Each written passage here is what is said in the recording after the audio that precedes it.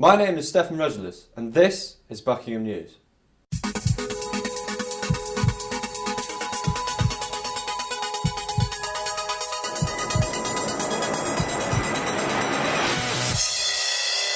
Tensions between Spain and Britain are increasing as the two nations dispute over the rule of Gibraltar.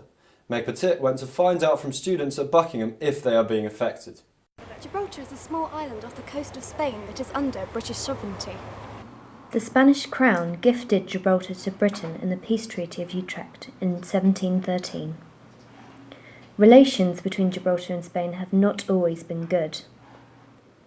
Gibraltar's border with Spain was closed by then Spanish dictator Francisco Franco in 1969. The border was reopened in 1985. At present, there are more disputes as Spain increases border checks between the two borders. As well as this, there are disputes over fishing rights in the country and many Spaniards who ask for the island to be handed back. Some maintain that this is a diversionary tactic to draw the focus away from Spain's poor economic situation. There are a number of students here at Buckingham University who have ties with Spain and Gibraltar. I think it's very important that people understand that the fishing disputes are of no importance in this situation whatsoever. It's basically a smokescreen. The government's in a huge crisis and they need a smokescreen to divert all the attention from Mariano Rajoy's scandals internationally and also to gain more sort of nationalistic pride in their voters. People aren't getting tired of this story at all. It's because a lot of older Spanish people are under the impression that they still own Gibraltar. However, the new younger generation don't believe they do, but they do, however, agree that we did give Gibraltar away as a gift and therefore it's a gift we can take back. Well, currently the attitude in Gibraltar is one of great fear. I mean, it was only recently that a local, Wayne McKay, was beaten up by the Guardia Civil at the border and taken to prison, in which he wasn't allowed to contact his family for a few days. I mean, obviously, you know, that's extremely scary and it's stopping people from wanting to go across to Spain. What is certain is that in an argument over fish, Gibraltar certainly hasn't had its chips. This is Meg Petter from Buckingham News. Things have been looking rather busy down at the SU this week. We sent Just Russia to find out what's been going on. This week, you may have noticed a lot of activity going on around the Student Union and people wandering around campus in fancy dress. Well, you'll be pleased to know that it's all in the aid of a good cause for Raise and Give Week.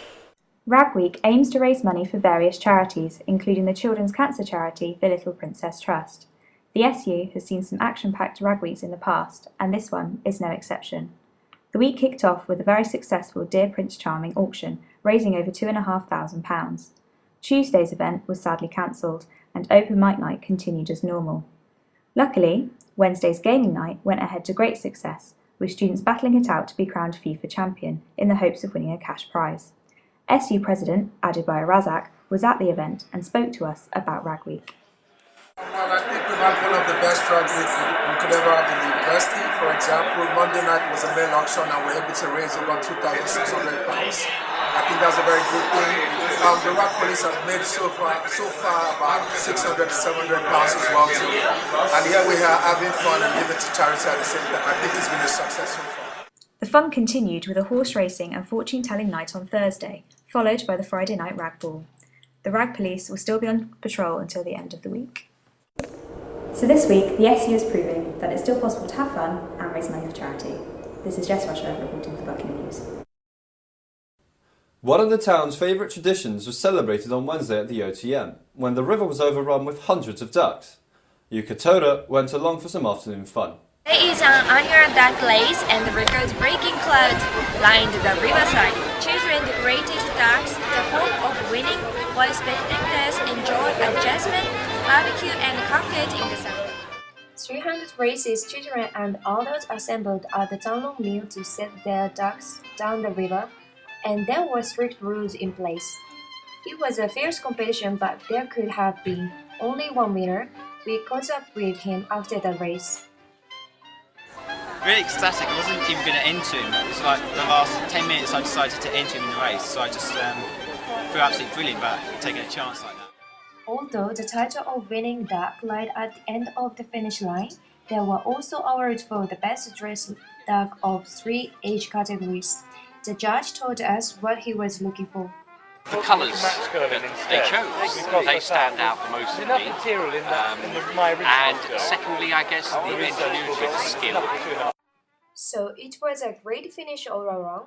The duck race is just one of the events that is happening as part of Rug Week, and all of the proceeds from the event will go to charity. Although there can be only one winner, all the ducks look great. We're already looking forward to next year. 유가도다 Buckingham News. In other news, the business school hosted a lecture by proud tech wizard Adam Nesbitt, whose design for a ticket finding app for the London Olympics won a silver medal at the Media Olympics last year. We built an alert service for Twitter that hooked into the Olympic website and notified just the general public when tickets became available. Staff and students met on Monday evening to catch the meteor shower of a lifetime. The shower is caused by a tail of fragments that are left behind by a comet called Swift-Tuttle. The group were treated to a spectacle of meteor fireworks as the shooting stars were on average falling every minute. The university's career service held an interview practice workshop where students could practice in role-play interviews. Charlotte Sykes gave advice on how to beat the competition. What we do for the students at University of Buckingham is really prepare you and coach you and make sure that we're giving you advice for CVs, interview techniques, covering letters. So that service we provide generically to all the students here. This week, the Radcliffe Centre hosted Shakespeare, with a difference. A little bit of music helped his plays come alive, and Tolo DP went to investigate. Using song to illustrate, Christopher Innes and Brigitte Boger highlighted the significance of music in Shakespeare's plays and showed how musical adaptations have been popularized in Broadway musicals.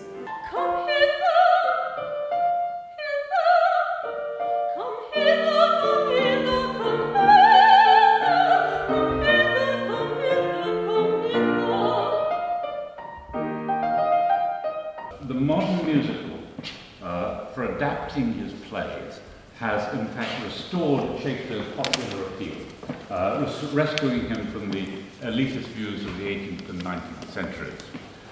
Interest in Shakespeare never ceases. People's love of music never diminishes. Is the music of Shakespeare a perfect harmony? The modern musical sometimes doesn't keep the harmonies that Shakespeare has, but I really do believe that it's those harmonies that attract composers. Is opera still seen as elitist in this day and age? I believe that it's an old-fashioned notion that opera is elitist. In North America, we have a lot of outreach programs where there will be opera in the subway. Songs are central to the drama, but isn't drama more about what you see? I think that it's a total subtext that is extremely important. I wouldn't say it's more important, but it's definitely something one needs to pay attention to. Professor Innes linked classic Shakespeare plays to modern Broadway musicals and other modern arts, establishing their similarities and differences. Ms. Bogart accompanied his thesis in song, delighting the audience with music spanning centuries.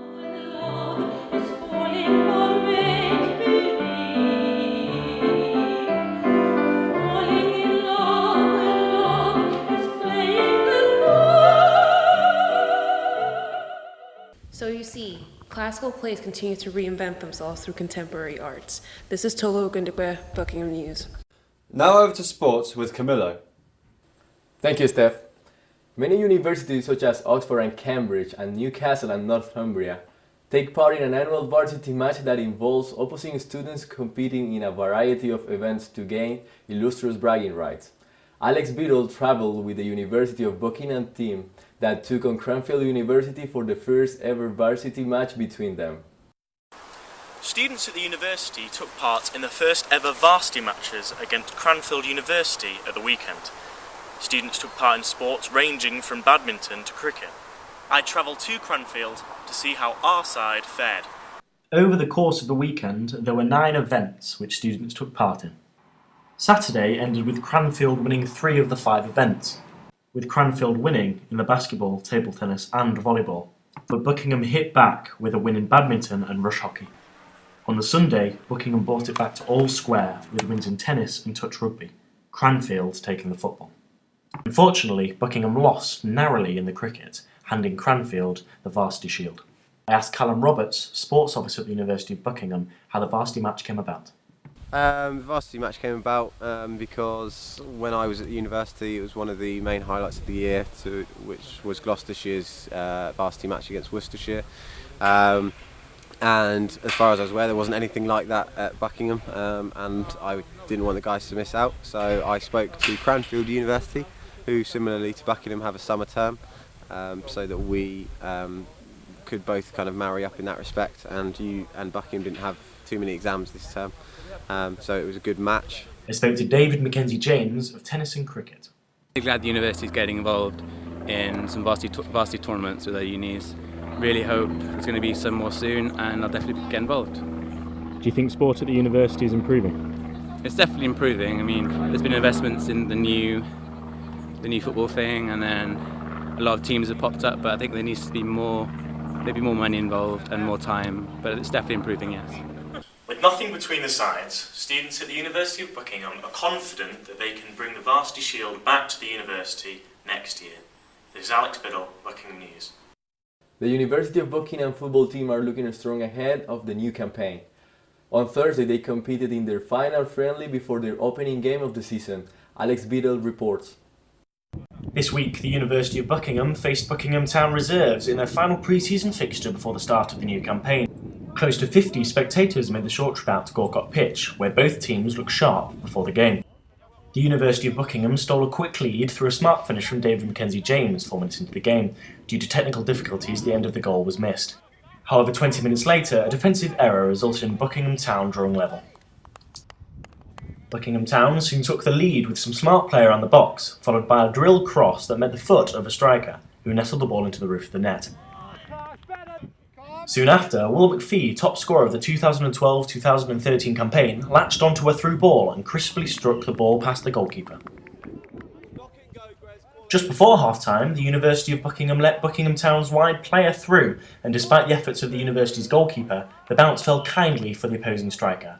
The University of Buckingham still had plenty of work to do before the half-time whistle, with goal-line heroics from Stefan Regulus and James Wall.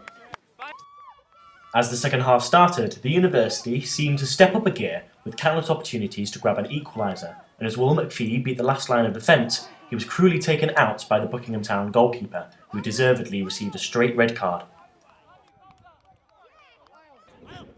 And finally, 10 minutes from time, Shannon Birchall met a loose ball in the box to rocket the ball past the standing goalkeeper. A well-earned draw by the university side that is looking for promotion this season. 3-3 the final score. This is Alex Biddle, Buckingham News. Back to the studio. Thank you, Camillo. In Britain, around 13% of men and 11% of women are left-handed.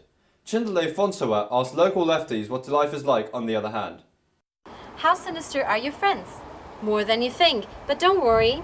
Sinister is just the Latin word for left. Out of all the population on this world, 10% are left-handed. It was on the 13th of August 1992 when the first International Left-Handers Day was launched to raise awareness about the difficulties of being left-handed. Here are 5 myths and facts about left-handedness that might surprise you. It runs in the royal family. The Queen Mother, Elizabeth II, Prince Charles and Prince William are all lefties. Lefties are more likely to become alcoholics, have schizophrenia and die earlier. Southpaws perform better in sports.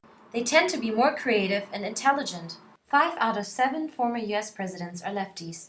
We asked left-handers on campus about their biggest struggles in a world dominated by right-handers. I actually tend to use my right hand for sports and other activities, but writing's still left-handed and there are restrictions to that.